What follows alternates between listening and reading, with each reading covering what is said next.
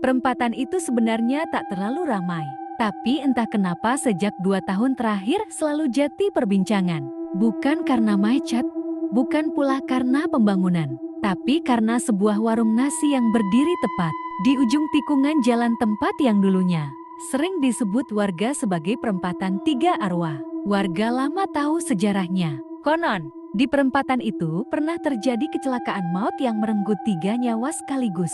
Seorang wanita hamil, seorang bocah lelaki, dan seorang kakek-kakek. Ketiganya tewas di tempat bersamaan dalam kecelakaan yang katanya tak masuk akal.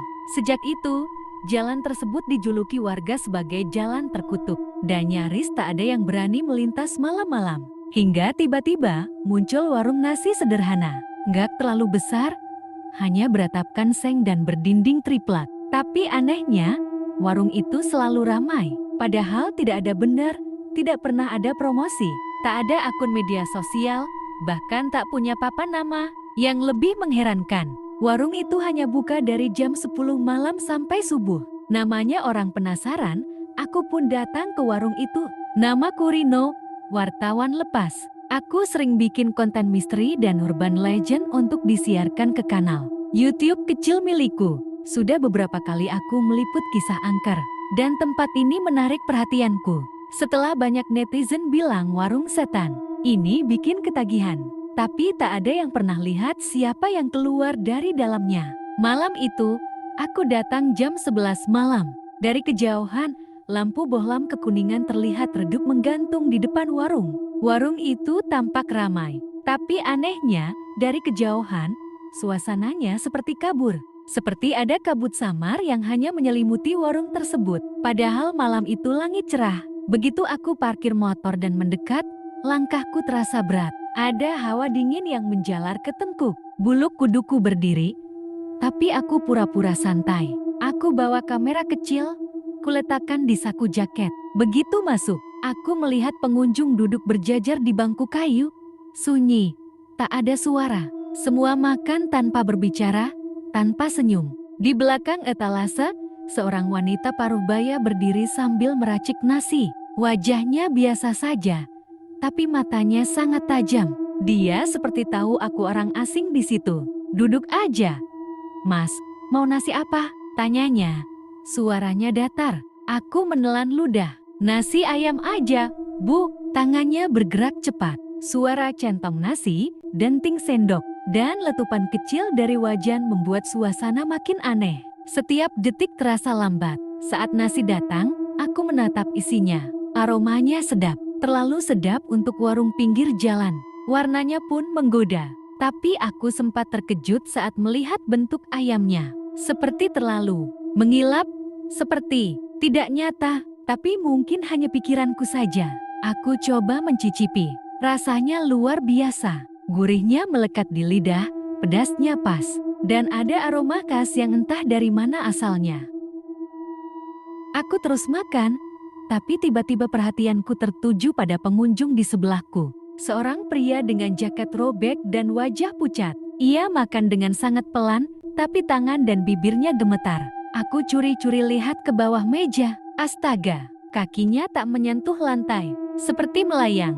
Aku terdiam. Nafasku tercekat. Perlahan, aku menoleh ke pengunjung lainnya. Ada yang memakai baju kantor tapi matanya kosong. Ada ibu-ibu yang terus menunduk sambil menahan tangis. Bahkan, aku melihat seorang anak kecil duduk di ujung sendirian. Tanpa makanan, hanya menatap kosong ke arah meja. Aku ingin berdiri, tapi tubuhku berat. Seperti ditahan sesuatu. Bahkan perutku mulai terasa panas. Bukan karena pedas, tapi seperti terbakar dari dalam. Habiskan ya, Mas. Suara wanita itu terdengar lagi. Nadanya lebih dingin. Aku memaksakan tersenyum, lalu mengangguk. Aku rekam pelan-pelan, hanya suara, tanpa visual. Kamera tak kuangkat, takut dicurigai. Setelah selesai, aku pamit. Makasih, Bu.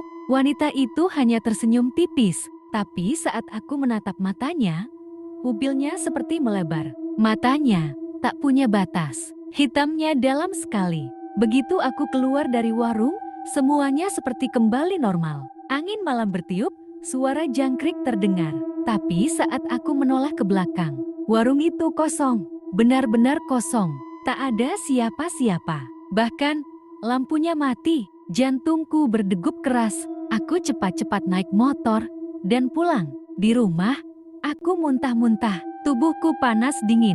Tapi yang membuatku benar-benar takut adalah ketika aku menyalakan kamera dan mendengar rekaman suara aku saat di warung. Tidak ada suara sama sekali. Bahkan suara piring, sendok, atau ibunya, tak ada. Yang terdengar hanya bisikan samar, seperti anak kecil tertawa dan suara orang menangis. Aku panik. Kupikir aku cuma lelah, tapi malam itu aku mimpi buruk. Dalam mimpi, aku duduk kembali di warung itu. Tapi kini warungnya gelap. Semua pengunjung menatapku dengan wajah hancur. Mulut mereka sobek, mata mereka menghitam.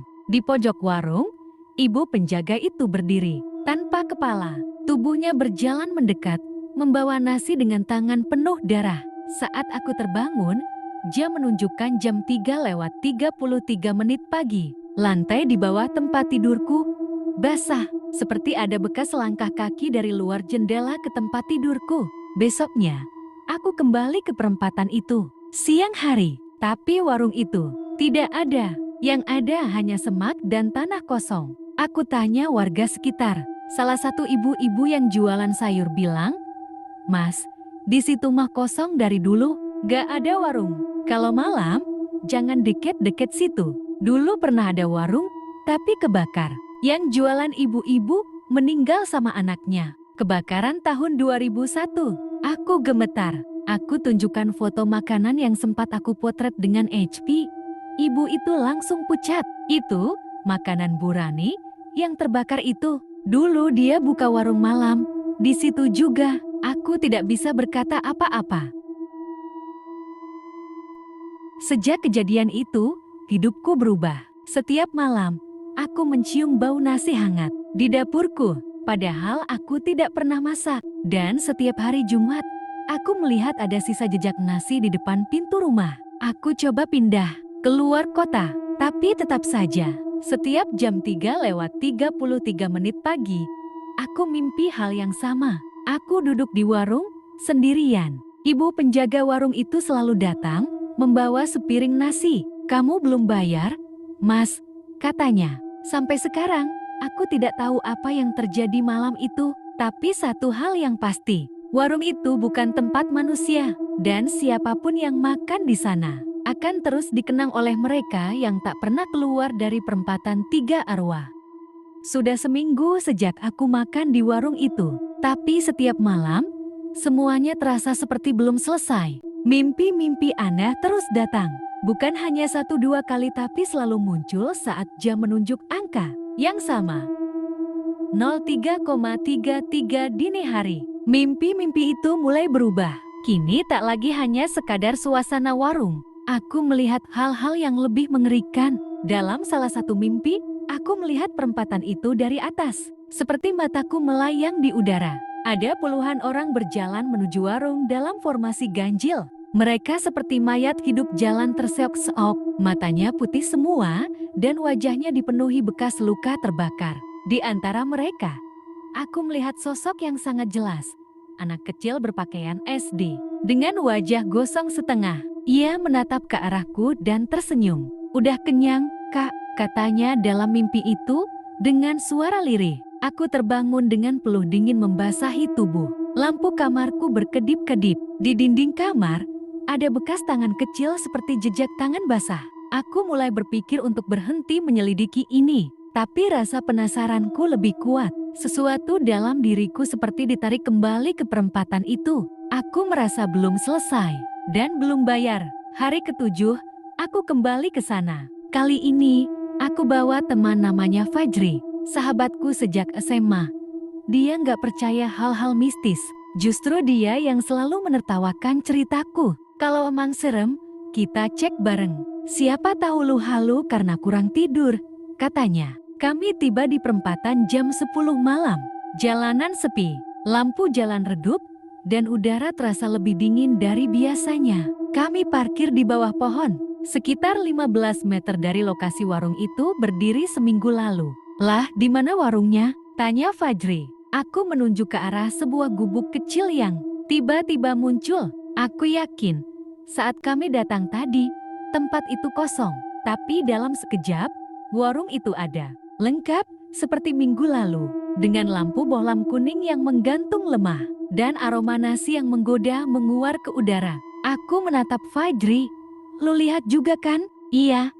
Itu warungnya. Aku mengangguk. Kami berjalan pelan mendekati warung. Semakin dekat, udara makin dingin. Dan kali ini, aku mendengar sesuatu yang dulu tidak aku sadari. Suara gamelan. Pelan sekali, seperti berasal dari dasar bumi. Sampai di depan warung, kami disambut oleh wanita yang sama. Ia tersenyum ke arahku. Kembali lagi, Mas Rino. Sudah waktunya lunas, ya, katanya sambil memiringkan kepala. Fajri menggenggam lenganku.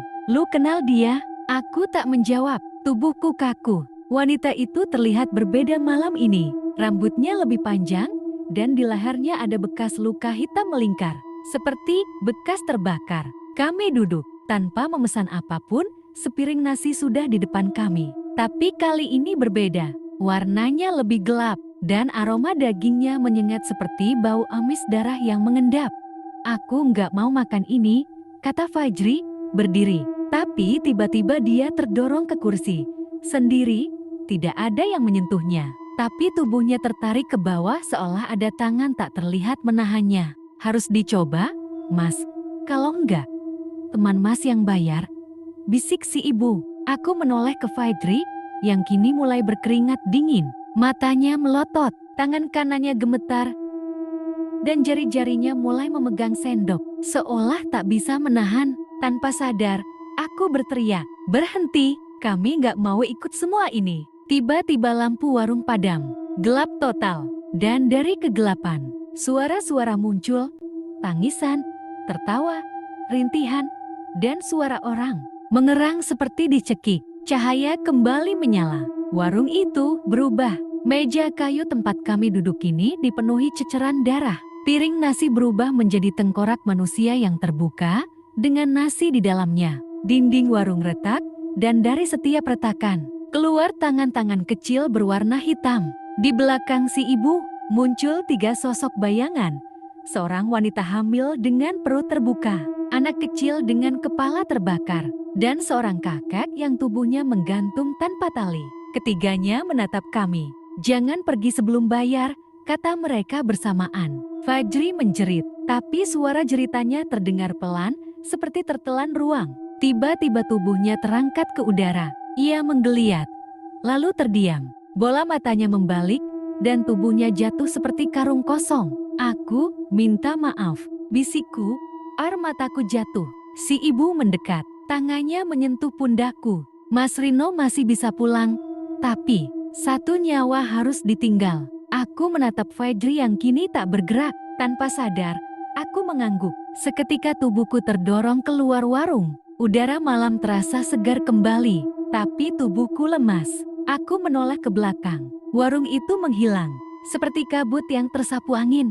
Tapi Fajri tidak bersamaku. Esok paginya, aku lapor polisi. Tapi hasilnya nihil. Tidak ditemukan apapun di lokasi. CCTV kota juga tidak menunjukkan adanya warung di lokasi itu semalam.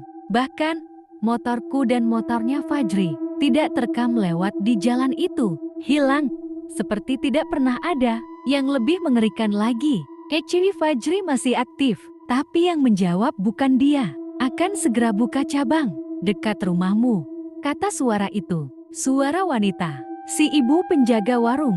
Aku terdiam. Dan malam ini, saat aku menulis catatan ini, aku kembali mencium aroma nasi hangat di dapur. Tapi aku tinggal sendiri sekarang.